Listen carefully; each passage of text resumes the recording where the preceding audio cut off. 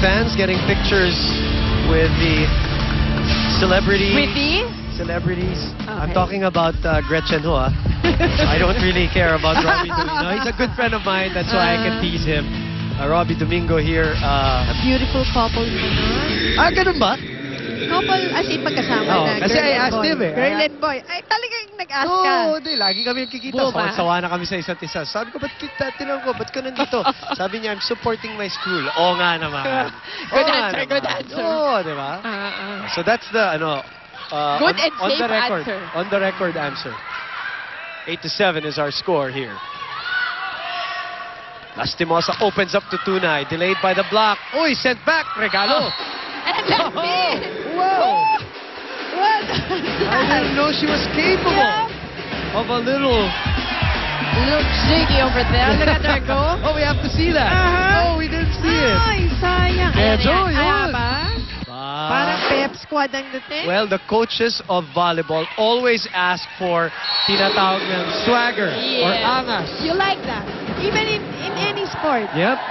Diba? Parang gusto mo may konting Di yabang. swag. Angas lang, Yes, angas. konting angas. Ayaw mo naman na mayabang, diba? Konting tigas na. Swag lang. Yeah. At ngayon, abante na naman ng UST. 2 straight points. Mela Tunay with the similar Zihervasio-ish kind of serve. Ah, nice find by Kai Nepomuceno. That's right. On that Perfect attack. angle Yep. for Kai. And that's what she does best, yung angled hit niya. Yep. It's really sharp. Kai Nepomuceno, already on her 4th year. Ganun-ganun lang. 4 na taon na naglalaro si Kai para sa National U. Underhand set. Urutsuji was there. Oji didn't like that. Yep, she totally mistimed that block. Perez winning that joust. Rhea Dimukulangan, of course, at the bench now of Coach Oji. How time flies. Oh! Napadalikot si Coach Francis doon. Wala ka na magagawa naman kung ikaw si Coach Oji. Yep. Ang hirap naman check-in talaga nun. So 2 straight points. Actually 3. They were up. UST was up 9-8. 3 straight points for National U here. Caballero under the ball. Started well, it started with a very high open set from Lantin.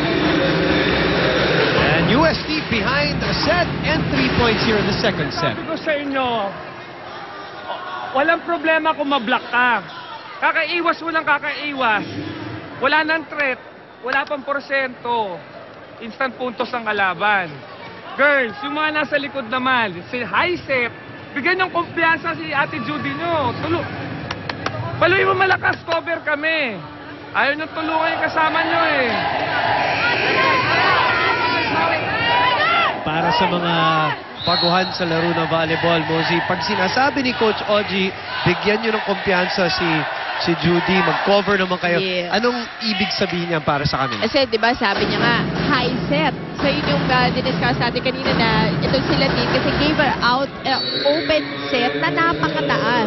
So, mas makaka-adjust ang blockers ng kalaban. Obviously, you will have 2 blockers in front of that spiker. So, ang gusto niya mangyari na kahit ma-block tong spiker na to, which was Judy Caballero, kailangan si Judy, ano siya, parang kumpiyansa siya, that the block ball will still go up, will still be set. You have my... dapat yung coverage. Sabi Got nga my nila, back. you have my back. Yeah. Oo. Kasi alam mo, sa laro ng volleyball, pagka umatake ka, kailangan buo loob mo eh. Yes. At wala ka nang ibang iisipin. Yup, and like in that set, committed na si Judy Correct, eh. yun. To spike the ball. That's So, the word there, committed.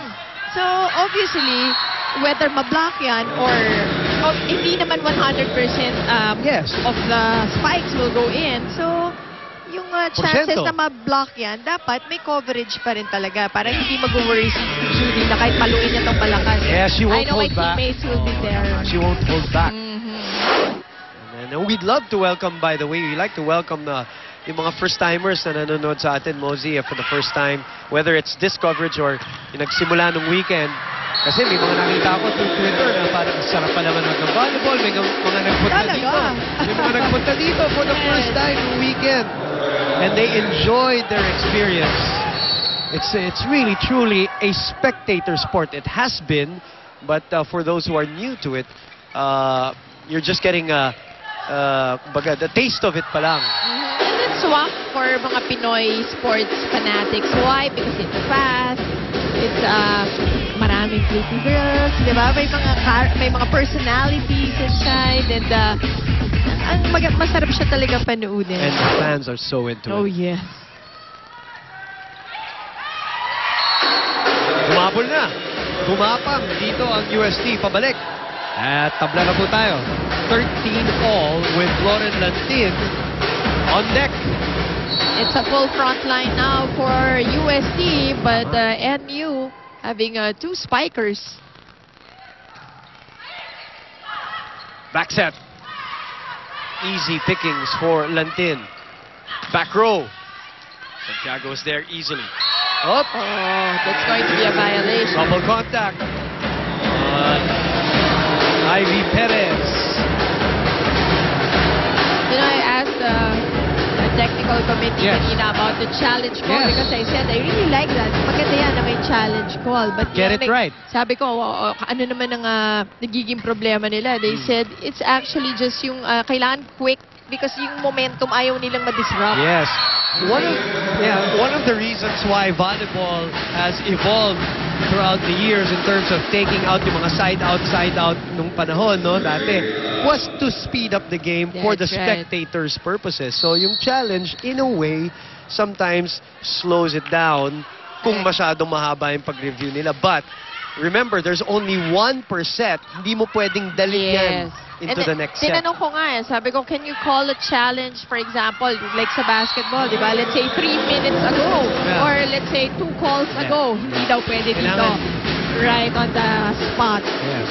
So that makes it easier also.